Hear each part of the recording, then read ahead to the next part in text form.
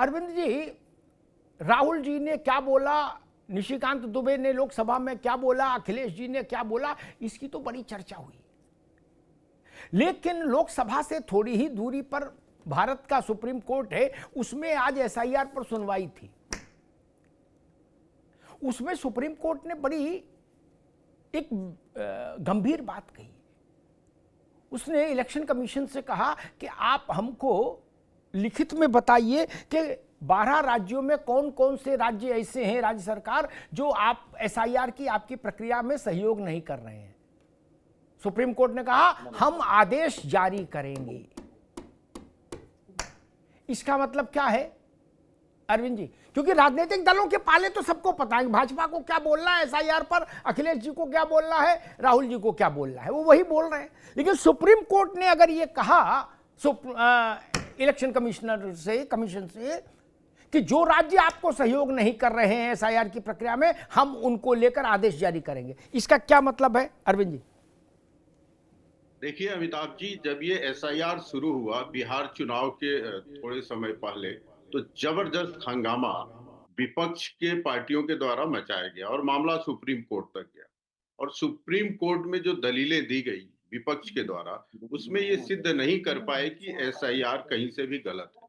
और कोर्ट ने यहां तक कहा कि आप जो तर्क दे रहे हैं, जो बातें कर रहे हैं, उसके पक्ष में प्रमाण लाइए, ऐसे लोगों को लाइए जो वास्तव में मतदाता हैं, मतदाता होने के अधिकारी हैं, और उनका नाम काट दिया गया है। विपक्ष एक भी नाम सुप्रीम कोर्ट के समक्ष ला नहीं पाया और सुप्रीम कोर्ट ने इनके दलील को खारिज किया। बिहार में एसआईआर हो गया। अब बताइए, विपक्ष मुझे लगता है कि जो तर्क दे रहा है वो खुद ही दूसरे तर्क से खारिज करता है। एक तरफ इंडिया गठबंधन के नेता राहुल गांधी कहते हैं कि वोटर लिस्ट में धांधली है, तो भाई धांधली कैसे दूर होगी? दूर करने के लिए कोई उपक्रम चलाया जा रहा है। 1 मिनट मान लिया जाए धांधली है, तो पुनरीक्षण जो किया जा रहा है, आप कर रहे हैं, जांच भी ना हो। एक तरफ गड़बड़ी है और दूसरे तरफ जांच न हो, इस तथ्य को, इस तर्क को कौन स्वीकार करेगा? और दूसरा दूसरा आप कहते हैं, एक तरफ तर्क देखते हैं कि इतनी जल्दी क्या है। अभी जब हो रहा है तो अखिलेश यादव ने भी कहा और कई लोगों ने कहा इतनी जल्दी क्या है। और बिहार के समय में आप कह रहे थे कि इतना लेट क्यों कर रहे हैं आप, चुनाव शुरू होने के जस्ट पहले क्यों कर रहे हैं?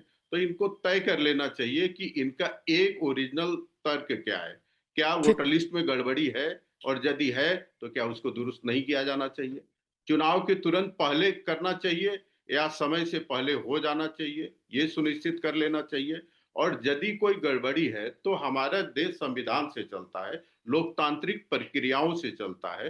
भारतीय जनता पार्टी से असहमति हो सकती है, 1 मिनट के लिए मान लेते हैं, निर्वाचन आयोग से आपकी असहमति हो सकती है, सुप्रीम कोर्ट है ना, सुप्रीम कोर्ट भी आपके बात को नहीं मानता है, उसके बाद भी आप बोलते हैं, तो संदेश जाता है कि केवल ठीक है। रवि प्रताप जी के पास आऊंगा, तुष्टीकरण के लिए बोल रहे हैं। कांग्रेस पार्टी के प्रवक्ता है रवि जी।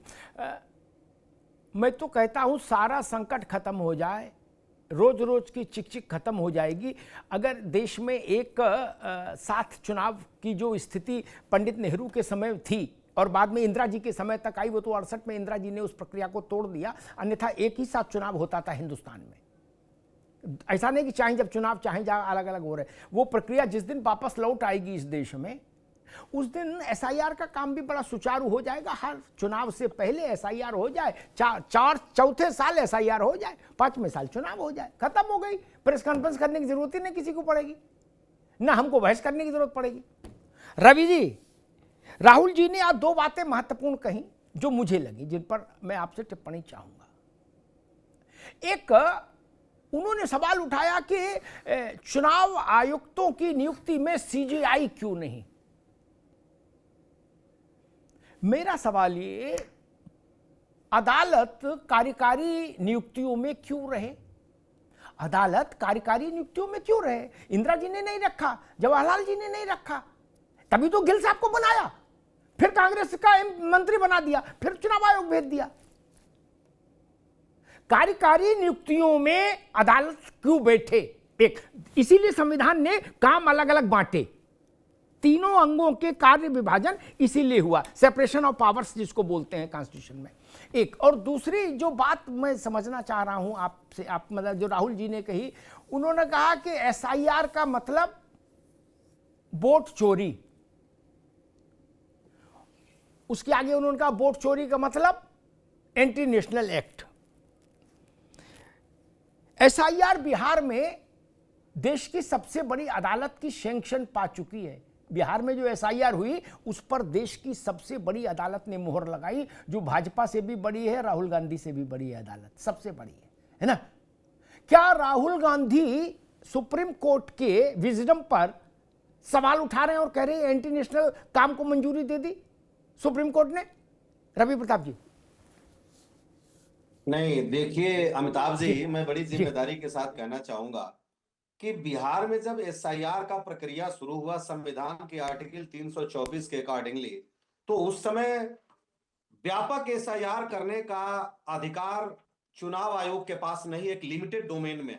इसके लिए लोग जुलाई में जब सुप्रीम कोर्ट में इसकी संवैधानिकता के लिए केस किए कि क्या यह संवैधानिक है कि नहीं है, तो ये बताइए कि जुलाई से लेकर के अमिताभ जी दिसंबर आ गया, इस केस का निर्णय आज तक नहीं हुआ कि जो एसआईआर हो रहा है ये संवैधानिक रूप में मान्य है या नहीं है। उनके जो चुनाव आयोग के जो वकील हैं राकेश पांडे जी, कभी कहते हैं कि हम दिल्ली में नहीं है, कभी कहते हैं कि हम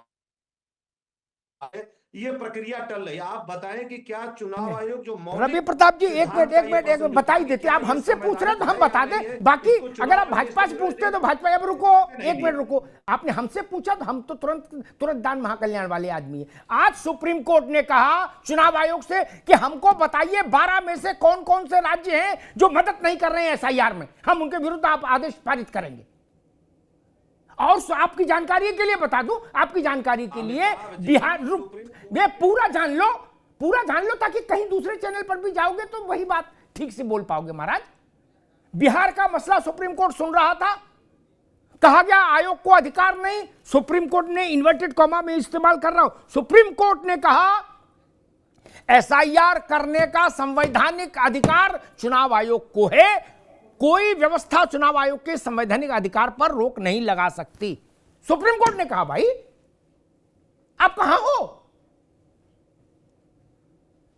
रवि प्रताप जी, उन्होंने कह दिया कि है अधिकार, खत्म। जी हाँ, डिस्पोज हो गए अमिताभ जी है? और जो दूसरी बात मैं कह रहा हूं, देखिए जब चुनाव आयोग में लाल बाबू हुसैन के केस में ये 3 जजों की पीठ ने व्यवस्था दी थी कि यदि किसी व्यक्ति का नाम किसी भी कारण से निर्वाचन सूची में आ गया है तो जो व्यक्ति काटने के लिए अप्लाई करता है उसकी नैतिक जिम्मेदारी है कि वो बताए कि वो नागरिक नहीं है, या जो काटता है वो बताए। तो 2 जजों की सुनने वाली पीठ क्या 3 जजों की व्यवस्था को खारिज कर सकती है? अब मैं आपसे जो कहता हूं कि जो एसआईआर की प्रक्रिया चल रही है, निश्चित रूप से इस देश में कोई भी अपात्र मतदाता नहीं होना चाहिए और कोई भी पात्र मतदाता छूटना नहीं चाहिए। एसआईआर की प्रक्रिया इससे पहले कभी नहीं हुई, जो हुई है आईआर की प्रक्रिया हुई है 2003 में। अब ये बताएं कि यूपी में आप इतनी जल्दबाजी, जहां पे 26 करोड़ की जनसंख्या है, आप 1 हफ्ता बढ़ाए हैं, जहां के उनके पिता का नाम नहीं देते हैं, आयु नहीं देते हैं, फोटो मैच नहीं होती है, तो आप ठीक है रवि जी, ठीक है पे आपके ठीक है, अभी रुकना होगा भैया, इस विश्वसनीयता को साबित करना अशोक यादव जी के जी ठीक है तरीके से करने, ठीक है रवि जी, ठीक है, वो चुनाव आयोग पे है, तो ठीक है, अभी रुकना, अब रुकना होगा। अब अशोक जी के पास चलेंगे, फिर रत्नाकर जी के पास, फिर दोबारा में आएंगे। कांग्रेस न सुनना चाहती है न समझना चाहती लगता चीजों को। इलाहाबाद सुप्रीम कोर्ट ने बिहार में एसआईआर के मुद्दे पर सुनवाई के दौरान, मेरी स्मृति कभी गूगल देखने की जरूरत नहीं पड़ती मुझे, सुप्रीम कोर्ट ने कहा जब विपक्ष जो याचिकाएं गई थी एसआईआर के विरुद्ध, उनके वकीलों ने कहा कि हुजूर तुरंत रोक दो एसआईआर, तुरंत रोक दो, बहुत बड़ा कोहराम हो जाएगा, हाहाकार हो जाएगा, प्रलय आ जाएगा, हिमालय ढह जाएगा। कोर्ट ने कहा भैया परेशान ना हो, हम देख रहे हैं, गलत होगी प्रक्रिया, ना उंगली नीचे करो, उंगली नीचे करो, अभी नहीं, जब दोबारा में आएंगे तब। सुप्रीम कोर्ट ने कहा हम देख रहे हैं प्रक्रिया पूरी होगी, अगर गलती पाई जाएगी, मैं सुप्रीम कोर्ट ने कहा हम अगर ये पाएंगे कि संविधान का उल्लंघन हुआ है, शक्तियों को लांघा गया है, तो हम पूरी प्रक्रिया अवैध घोषित कर देंगे, सुप्रीम कोर्ट ने कहा। कहां रहते हो आप? पढ़ते पढ़ाते भी नहीं हो कि सुप्रीम कोर्ट क्या बोल रहा है?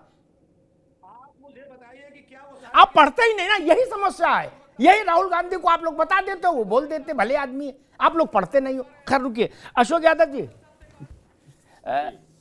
अखिलेश जी ने कहा कि ये एसआईआर नहीं हो रहा है, ये एनआरसी का कार्यक्रम हो रहा है, और उन्होंने एसआईआर से डिटेंशन सेंटर को जोड़ दिया, जबकि डिटेंशन सेंटर अलग का मामला है, वो अध्याय दूसरा है, उसका वोटर लिस्ट से कोई लेने देना नहीं। वोटर लिस्ट में नाम है नहीं है, इससे कोई मतलब नहीं उस बात का।